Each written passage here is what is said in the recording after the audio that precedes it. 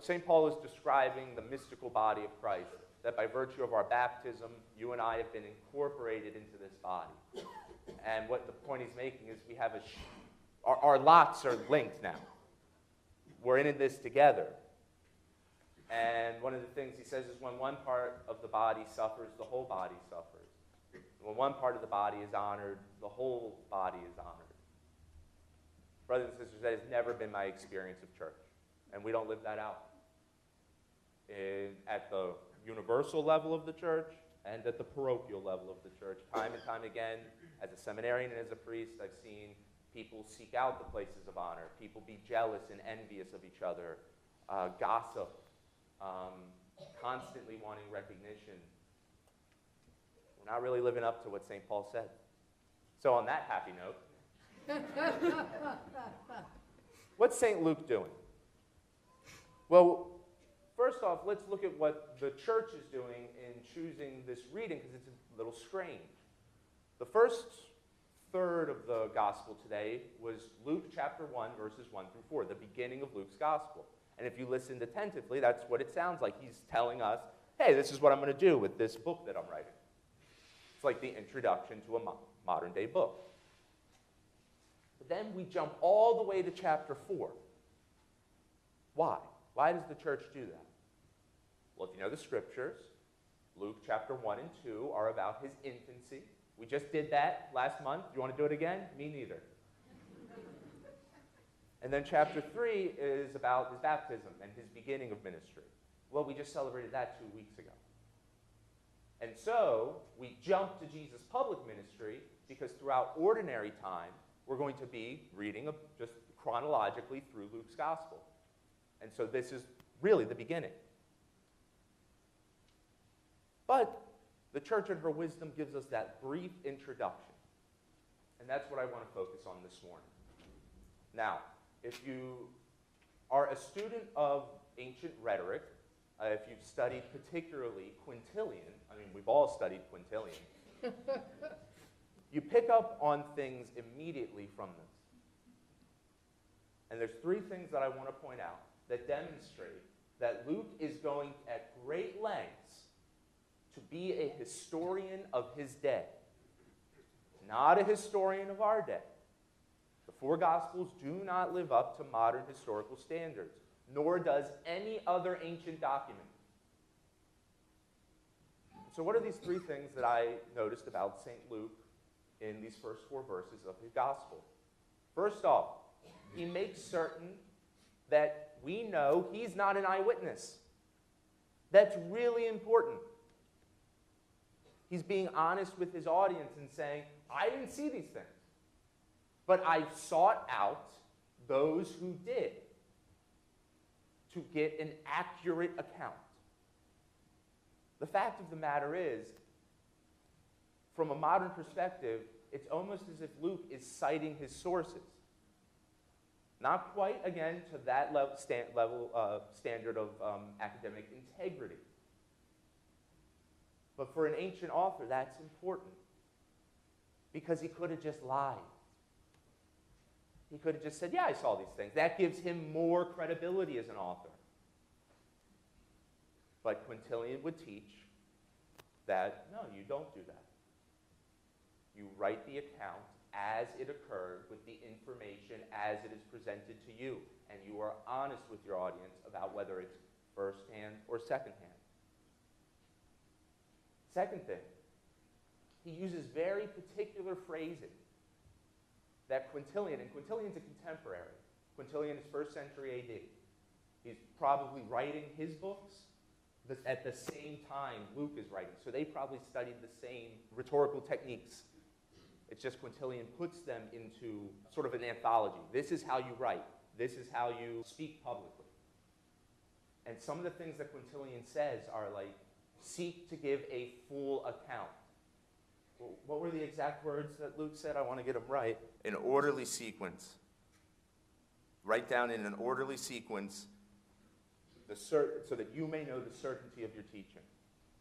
These particular parts of phrasing are demonstrating to us today that Luke knew what it meant to be a historian in his time. And he's trying to demonstrate, I've done the historical work. I've sought out the eyewitnesses. I've put it in an orderly sequence so that you may believe that these events actually happened, these events that were told to us. It's really interesting. Luke came to faith the same way you and I did. Someone told him about Jesus. Third, Luke is writing to a particular person. And who is that person? Theophilus. Anyone study Greek? Yes? No? Probably not? Okay. Theo, God. Philia, think of Philadelphia. Love. God lover. There's no one named God. Maybe there was. But I like to think that he's writing to you. That the one who is seeking God, whoever that may be, God lover, I want you to know these events actually occurred. I'm not an eyewitness. I didn't see these things, but I've gone to them. And I've sought them out. And I'm writing it down in the same way that people write about other things that have happened. And that's a really important point.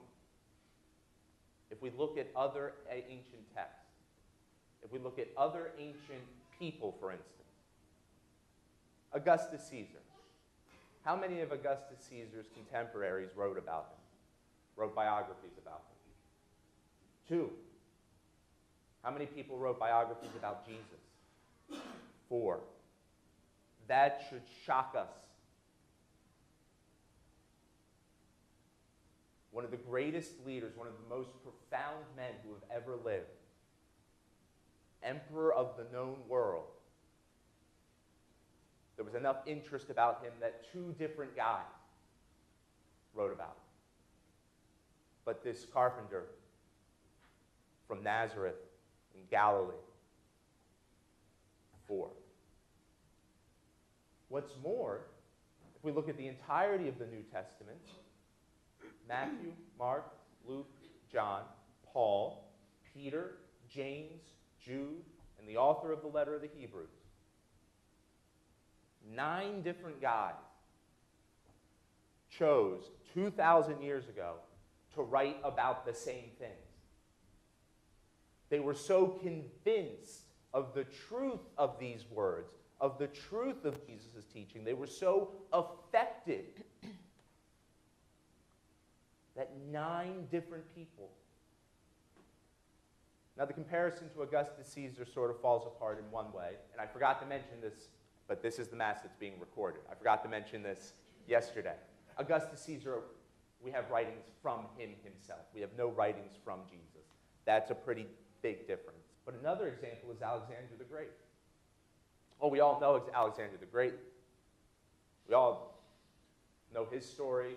Well, who wrote about him during his time? Nobody. The most contemporaneous account of Alexander the Great we have was written 100 years after his death. And it was just one. And yet Jesus has 9 written within 50 to 60 years of his death.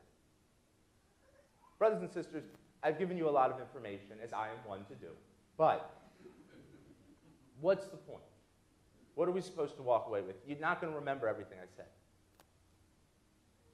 1, the Bible isn't just some mythical fantasy written in the old ancient world that stupid medieval people lived and accepted because they had no other means to explain the world. That's not what's written down. That's not how it's written. It's not the same when you compare it to other contemporary writers. But second and more importantly, I think today we should all think of a question, given all this information, all this evidence that pushes us more towards, okay, maybe the Bible is authentic, maybe it is something I should take seriously. One question should ring out in our heads. Why? Why did 9 different men choose to write about this when it was not beneficial to them to do so? They gained nothing from it. Most of them gave up their lives for these teachings. Why? maybe, just maybe, it's because it's all true.